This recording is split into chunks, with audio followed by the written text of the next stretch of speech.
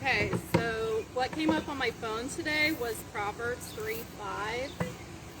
It says, trust God from the bottom of your heart and don't try to figure out everything on your own. So, trust in the Lord is the topic today. You want me to talk louder? Yeah? Okay. So, yes, they listed off everything I do, and I never pictured myself doing any of that. So a lot of you guys are probably in the season of life of like discernment, like heavily on like careers, married life, and like what God has in store for you. So I just wanted to start with this question, and if you have a pen and paper, I want you to write it down or write it in your notes section. What if we were all walking the path in which the Lord planned for us in this life? And we responded with a generous yes. Like, how would that be different in the world we live in today? Like, what would that change in our society? What would that change in your life personally? So I want you to just take a couple minutes to either write that down or at least think about that. What if we were all walking the path in which the Lord planned for us and we were responding with a generous yes? And if there's a couple bold ones, I'm going to ask you guys to like share what you think that would be. And if you can't hear me back there, go like this and I can talk louder.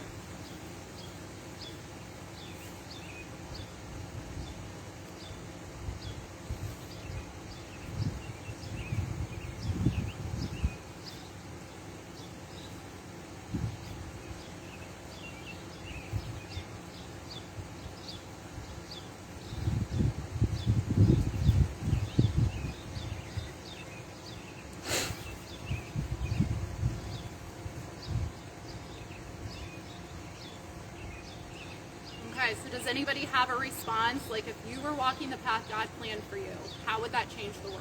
If every one of us were. Does anybody have any thoughts? How would the cashier at Walmart feel differently if she was checking you out and she knew she was on God's path? Like how do you think that would feel differently? Would she be like more joyful and like making eye contact and have conversation? And then, like, how would that ripple effect go further? But, like, how would that change her as a person and a human being if she knew for sure she was right where God had her and God wanted her? Like, how would that be different? How would that change you if you knew you were right where God wants you to be in this moment? Do any of you guys, like, kind of waver with that? Like, am I where I'm supposed to be? Am I not where I'm supposed to be? Like, do any of you guys second guess that at all? Yeah, I'm seeing a lot of nods. Mm-hmm. Jacob, did you have something?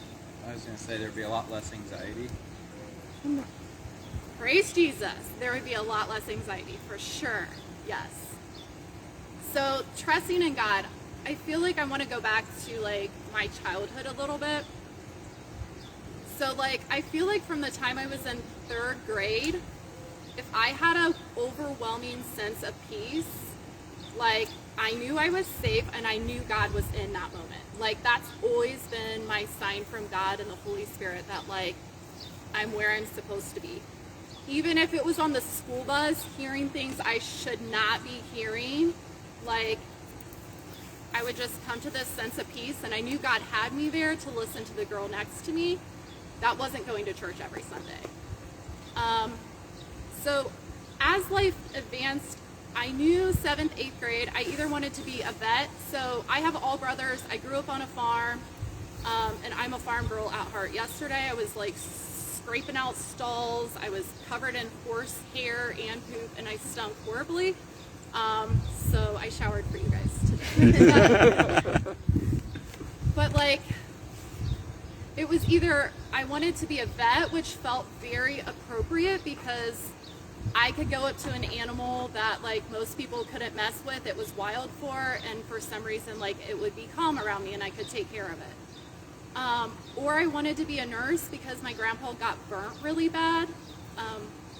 My 7th grade year, we were unloading groceries at my mom and dad's house, and I thought I heard my grandpa's voice across the road. I was like, Mom, I think grandpa's yelling. And we ran across the road, and he was laying on the ground and his pants were burnt off of him from his waist all the way down to the ground. He had like a little bit of pants right here and that was it.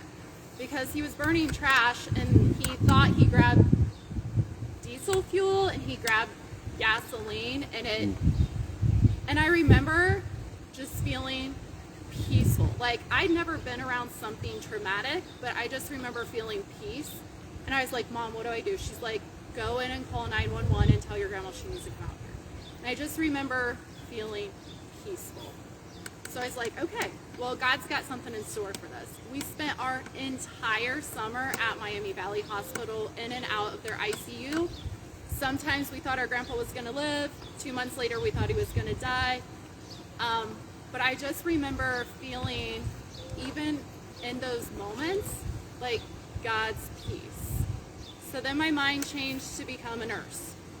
Because I then realized a little bit in 7th grade what money was about. And I was like, well, if I'm a vet, realistically, any hurt or abandoned animal, it's just gonna come home with me and I'm gonna have to marry this really rich guy that has a 500-acre farm that can take care of all the animals I bring home. But I can't take home people. So I decided to be a nurse. My parents didn't push me like what way to go in life at all. But they thought like that sounded right in me to be a nurse because I liked babies, I liked little kids, but I loved sitting with old people too. But once I got into nursing school, there was certain things while I was taking classes, some of the information I was learning, I was like, that seems like you could feel it. I mean, that was back in, so I graduated in 2004, so that would have been like 2006. You could feel some of the evolution stuff like underneath some of the science stuff we were being taught.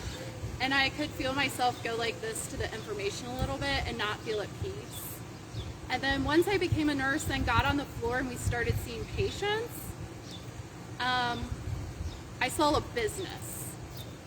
I didn't see what I thought I was going into. I thought I was going there to help people get better. But I actually saw an industry and a business that people were being placed into.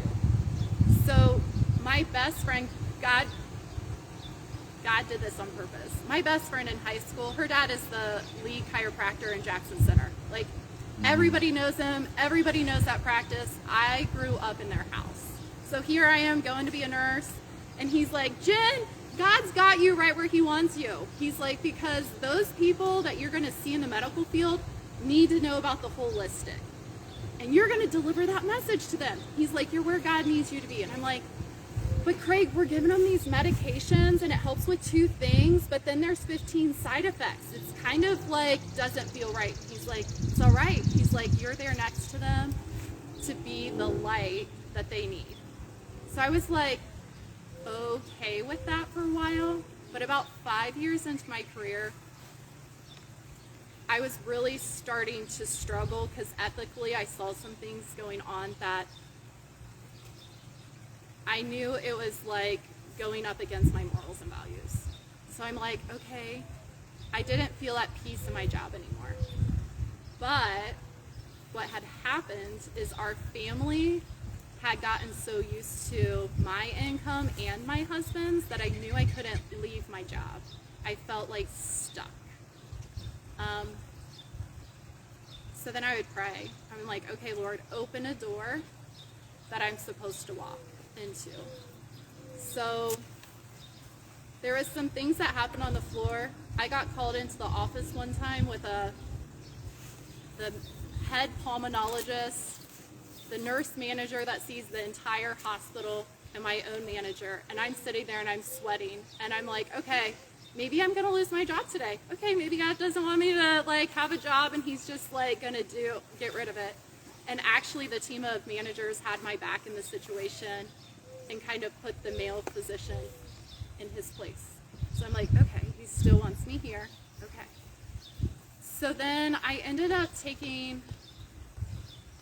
God ended up leading me to a person that worked at the hospital that also had the same faith and belief system as me.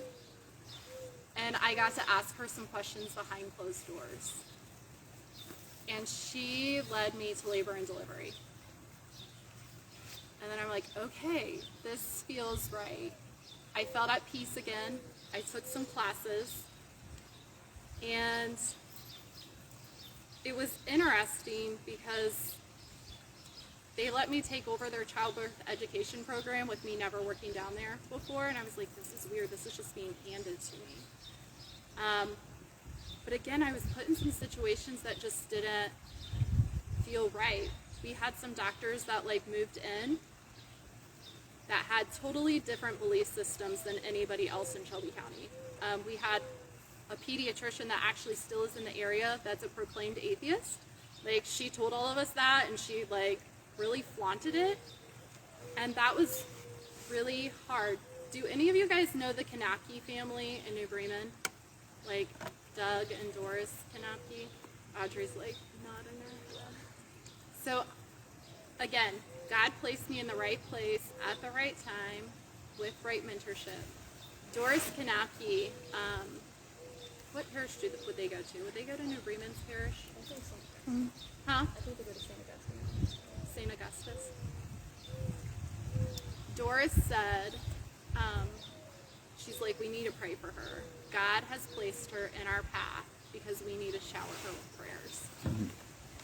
Now that was a really hard pill to swallow because this pediatrician actually tried to get 5 nurses fired her first 2 weeks there, because she just was there on a mission to change our whole dynamics of our labor and delivery. And Doris is she just needs prayers. We need to show her God's love, and we need to pray for her. 3 weeks into her being there, I walk into work, and I could feel when I drove in, I felt shaky, but I didn't know why I was shaky. But when I got there, I clocked in, and when I walked into my office, my manager was sitting in the corner of my office. I'm like, that's never good when your manager meets you here. She's like, Jen, have you read your email today? I was like, no, it's 6:30 in the morning. I don't check my email before I come to work. What are you talking about? She's like, I just wanted to be by you when you open your email. But that overwhelming peace came over me, and I opened up my email, and this letter was to every board member that oversaw Wilson Health. It had every single doctor listed that has access to our labor and delivery unit. So Dr. Ballas and back then Dr. Blatchley. There was 15 different people that was above my managers that was in this email. And that email read something along the lines of, well, I am new to this area, but I don't think that you guys would approve of your lactation consultants talking to our patients about other modalities than what we offer here at Wilson Health. Chiropractic care is a very dangerous modality, and they are not to talk to my patients about that at all. And if it was my say, pretty much that we would lose our jobs. And I was like, woo, that's not just getting in trouble by your principal, but that's the superintendent and everybody. But my boss sat next to me, and she is a woman of faith too. Sorry, I'm looking at Audrey because Audrey knows her.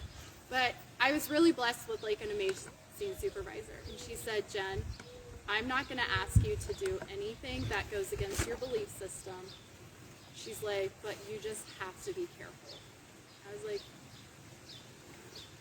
I knew that was she has my back a little bit, but that physician definitely would have more say than her. So I just took a big deep breath, and I was like, okay, Lord, if my job's being threatened right now, what am I supposed to do? I make at least 50% of our income. At that time I think we had 3 kids at that time. Yeah, we had 3 kids at that time. We had just bought a new house on 5 acres, and we had just got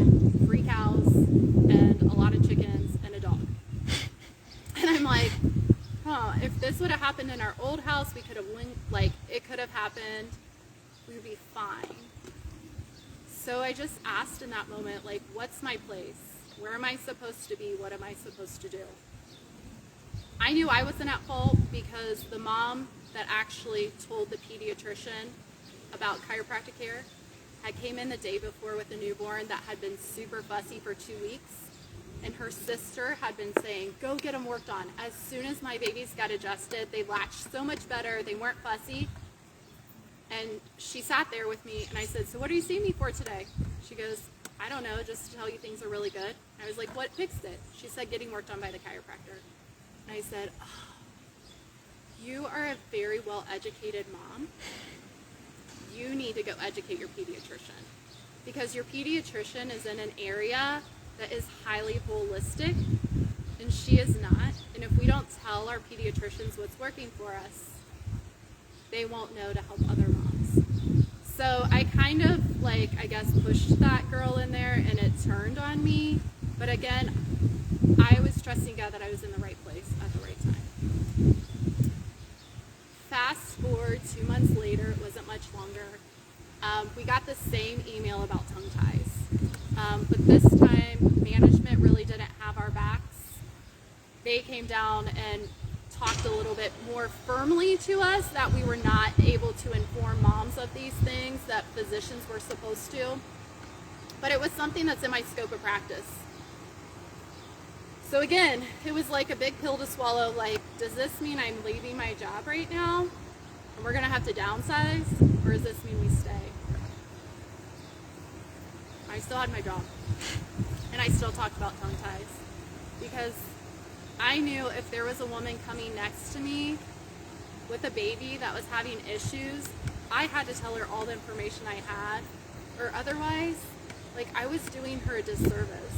And like, I know God brings people on my path for a reason. Like, it's my history is what they're there, and there's something in it that's going to help them. It might not cure everything, but it's like, maybe I need to mention a person so then they, like, I don't have all the answers, but there's a reason. So, meanwhile, at home, one of my kids, we took our kids to the doctor for just a well visit, because you have to have a well visit before your kids go to public schools for kindergarten. And so I took all of my kids because they hadn't been there in like 2 years. And the doctor looked at my son, who was 9 at the time, and said he had allergies, that he was mouth breathing, he had circles under his eyes, and he sounded congested. And she's like, he needs to be on this medication, and you need to go see an ENT and have his tonsils and adenoids removed. So, some of you might have your tonsils and adenoids removed. Don't take offense to this. I'm just telling you my story. So, I'm like sitting there, and I'm like, tonsils and adenoids removed just for allergies? Are you kidding me? Like, that's a surgery. And she's like, Jen, you're probably not going to listen to me, but just go do your thing, go see this doctor. So I'm like, okay. So I went home that day and I prayed. And I was like, they want my son to be on medications from 9 years on until he's an adult forever. Like, forever. Like, that didn't make sense to me. And I was like, God, you made our bodies, like, perfect. Like, you don't just put a body part in for a body part to be pulled out. Like, he doesn't do that. So I'm like, what am I messing up here that's causing this? So I really sounded crazy because I started diving into all kinds of research, like, what's the tonsils? Like, what is that function? What is the adenoids function? So I start doing all this research. We go to the ENT. He's like, oh, typical symptoms. By Christmas, in 2 months, we'll have surgery scheduled. He'll get them out. And I was like, so I believe in God, and I don't believe God messes things up. But none of you guys have done allergy testing, and tonsils and adenoids are directly connected to our immune system. And if our immune system isn't functioning right, it's going to give us symptoms. And I think the symptoms are the tonsils and adenoids. He's like, it could be, but he needs surgery. Like, we're going to get these things out. And I'm like, can I ask for some blood work to be drawn for allergies? He's like, I'll play nice and I'll do that, but you have to schedule surgery as soon as you leave here. I'm like, oh yeah, I'll do that. I need to play nice in the sandbox. 2 weeks later, I was working, and our pediatrician that we was working and making rounds seeing babies. She's like, Jen, did you see those results yet? Did your ENT call you? I was like, no. She goes, okay, I'm going to print them off and bring them to you, but I want to talk to you in a private room. So my son was allergic to everything outside. Every grass, pollen, mold, tree, everything. Where did I tell you we lived? In the country. In the country. I have cows, I have hay, we have trees. He's in fun runs, so he's running. She pulls me to the side and says, Jen, he's allergic to everything, high to moderate. You need to get all those medications and put him on them because he's going to have an asthma attack. And I'm like, he plays in the haymow all the time. He's fine. And she's like, no, you need to do this, and you need to schedule that procedure. And I sat there behind the nurse's station, and I just cried. Like, how is this? I felt like I was in a corner. And I was like, oh yeah, 3 houses down from us was this really old doctor. And I got this overwhelming amount of peace, and I'm like, hey, how are you guys? Good, how are you? Good. I got this overwhelming amount of peace when I thought of this doctor in my head. I was like, you know what? If his light's on when I come home from work, I'm going to stop at his house. Like, we knew of each other, but the guy's in his 80s. His porch light was on. I was like, that's a sign. That's a sign. I'm showing up at his house. I pull in, and he has all windows on that side of his house. He was in his whitey tighties. So he like snuck back and grabbed some clothes and put some clothes on. He's like, how can I help you? And I handed him the results. And I was just crying. He's like, what does your mom gut say? I'm like, this isn't right. Like, it's true in the snapshot of the moment, but it's not right. Like, there's something off here. He's like, what do you think? And I said, he's probably allergic to some foods or something that is like in his environment all the time, but this is not right. Like, God does not make people allergic to everything. He's like, you're correct. My research that I've done for the last 15 years shows the same thing. So we ended up in that guy's office that next week. We did his diet plan, and in 2 weeks he had no congested nose. He was breathing through his nose. His mouth was closed. His eyes were completely fine. And he was 9 years old and saying, oh my gosh, I feel so much better. So I went down to his house and I said, I'm not getting the blood work drawn. We're good. He's healed. He's like, no, you're going to get the blood work drawn because you had a pediatrician that wanted your kid on meds the rest of his life, and you had a doctor that wanted to remove body parts. So you're going to take this back to them and show them that actually he was allergic to food. So we redid everything. I think there was like 80 things on that list. Have any of you ever had outdoor allergen testing? Yeah? Is there like 80? There's a lot, like 50-ish, 80? I was probably the same thing. I'm allergic to grass, trees, pollen, dust mite, mold is what they told me. Everything. He wasn't allergic to mouse urine. Praise Jesus, that was the only thing he was allergic to. So, yeah, it turns out I get to a senior in high school, some chiropractor decides, hey, you should try cutting out dairy. That was what fixed it. So God works in funny ways. We removed dairy and a couple other things. We thought we were fine because we were dairy farmers, so we were just getting out of the tanks. We're like, we're eating the raw stuff, we're good. His lab results when it came back, he was only allergic to 3 things on that list, and they were all low risk. Everything else was cleared off of there that he wasn't allergic to. So, like, God, I think, speaks to each of us differently. For me, it's like a stir in my stomach if something's off, and then it's an overwhelming amount of peace if I'm in the right place. Jacob, I totally agree with you. Anxiety is not from the Lord. I don't believe that at all. I think that's our society and our society views pushing on us, maybe telling us we're not in the right place, but the Lord I think his sign is usually peace. At least for me it is. It's like a deep, deep peace. So fast forward through that, we ended up getting tongue ties done. I got introduced to cranial sacral therapy. I saw my kids get completely relaxed with cranial sacral therapy. People will describe cranial sacral therapy. They bring babies that are super fussy and they leave walking away being melted like butter. Their arms are dangling. They're no longer fussy. It just really relaxes the body. I saw the same thing with my kids and I wanted to help babies in that way. So setting up that coursework to go to that, I was working as a full-time nurse. And at that time we were like 3 to 5 nurses short, so we were working lots of overtime. But I really felt heavily like God opened that door for me to walk through. But the scheduling was a problem because I would have to travel for 4 days. I would have to go to class Thursday, Friday, Saturday, Sunday. And at that time, we were working at least one extra 12-hour shift because we were so short. So my first class actually fell in a window where we were staffed appropriately. So I was like, okay, God gave a green flag, like I'm supposed to go. My second class, though, required a little bit more faith. My second class was right around fair, and everybody in Shelby County takes that off on vacation days.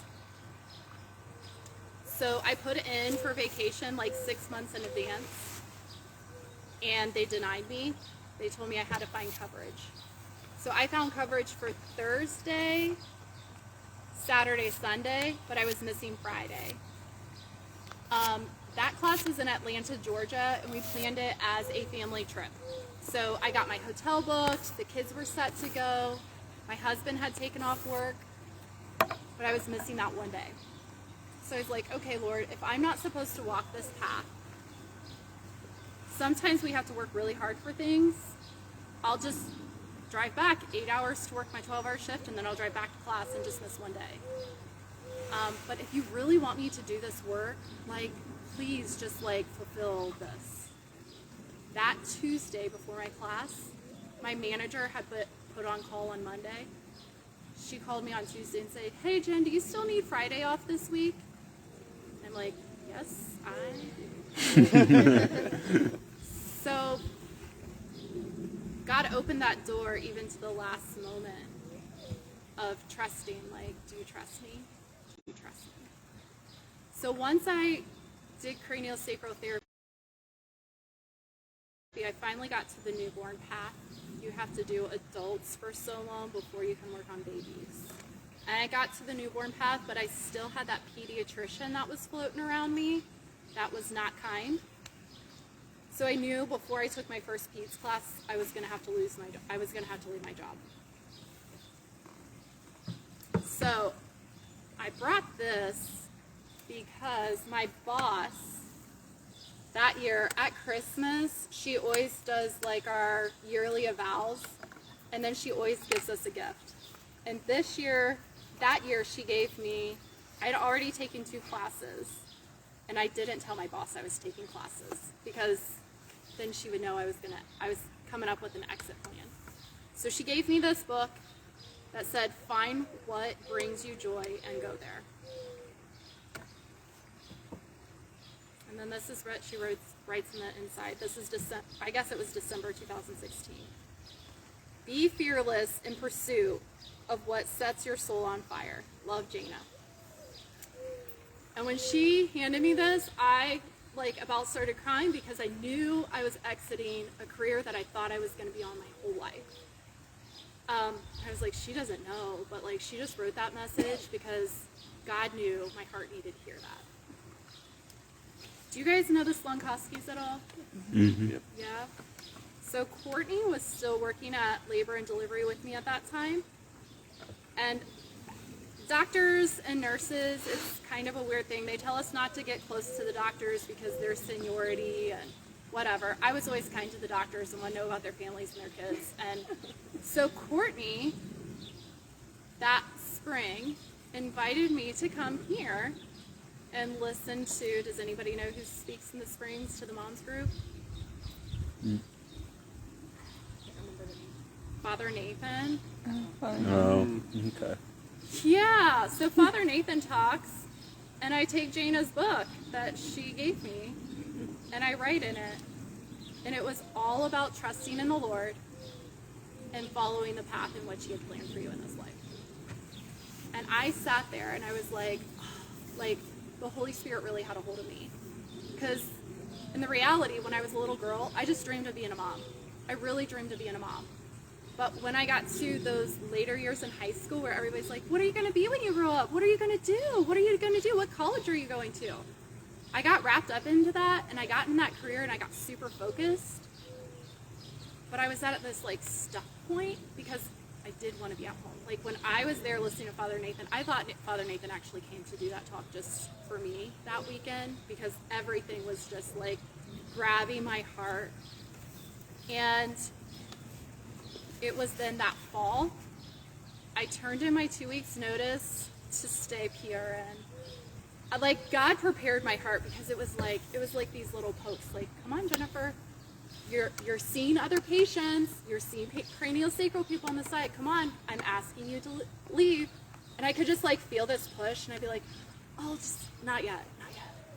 And then I finally typed it up, and it was a 2 weeks notice, but to stay PRN, because I wanted to keep one foot in the door, just in case things didn't work out. So I turned in my 2 weeks notice. I felt like overwhelming amount of peace, but when I was in prayer that week,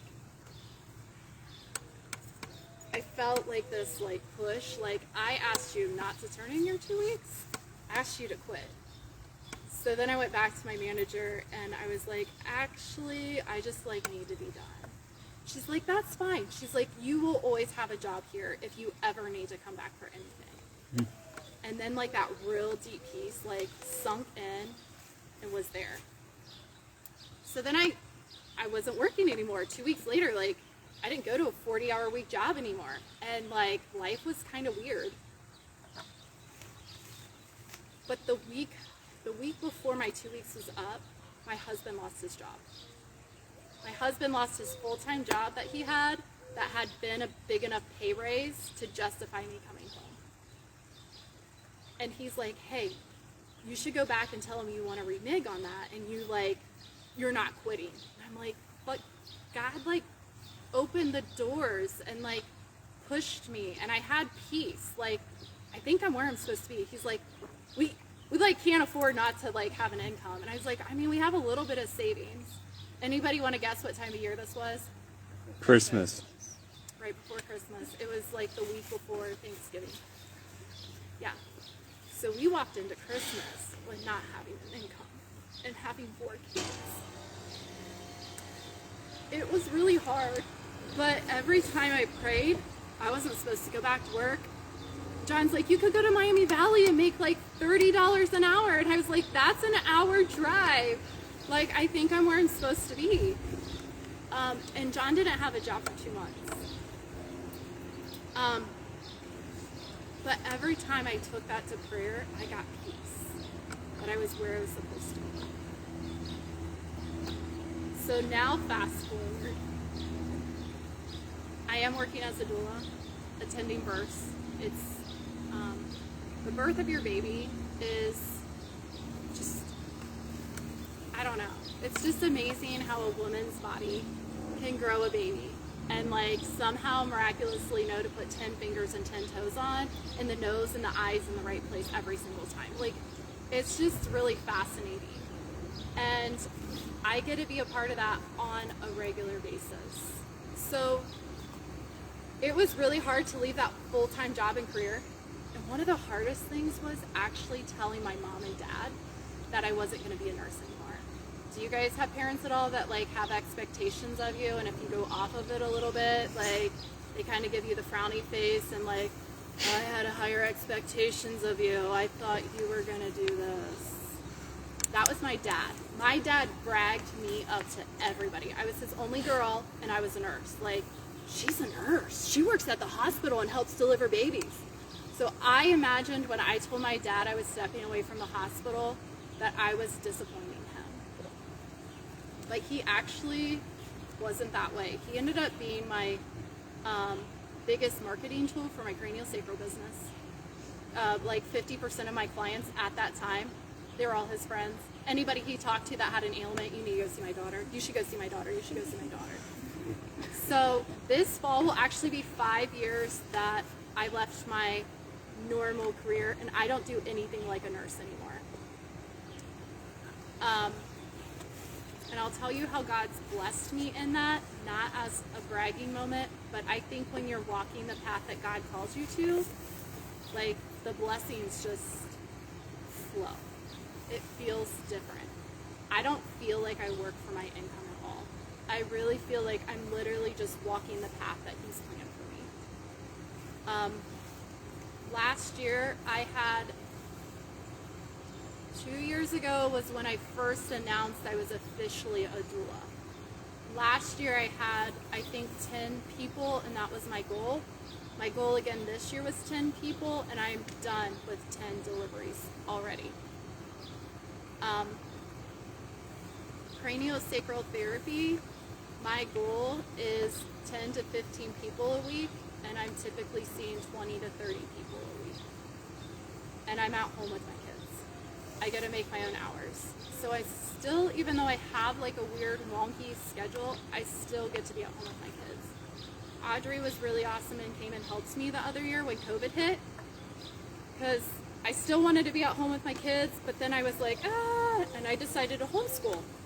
And I knew if I was like, man, like the Lord prepared my steps right, because like if I wouldn't have quit my job, I would have still been a nurse, and nurses were working like crazy then. And He had brought me home, so I was able to homeschool my kids. And it doesn't feel like work. I don't show up to anything I do with like, this interrupts my schedule. Like I don't have a burden on me anymore. Like, so I guess I wanted to speak to you guys in the fact of like, trust the Lord with the path that He has planned for you. Even if it angles one way and it doesn't feel right, there's probably a lesson there, but always pray and ask Him what your next steps are, because He will open doors for you to walk through. So when I first started praying about like, what do you want for me, Lord? Like, where do you want me to go? He started opening doors and closing others. So when that pediatrician like wrote those letters, praise Jesus, she did that because she was playing her part to show me that there was a door that's going to be closing. Those are warning signs. And you guys are all in that season where you're like planning careers, planning like big things in your life. But just trust God. Trust that He has planned for you already the steps in front of you. Because on the other side, when you are walking the way the Lord wants you to, there won't be anxiety. There won't be this like burden feeling. Like, do any of you guys see your parents going to their jobs and they're like, I'm going to work again today? Like, they're just not happy to be there, or it doesn't fulfill them. Like, Jacob loves his job, right, Jacob? Yeah. You're in a good place right now. You're on the path that you're supposed to be. And by being that way, like, you're overjoyous. So, like, everybody around you is going to benefit so much more when you're showing up and you're loving what you're doing.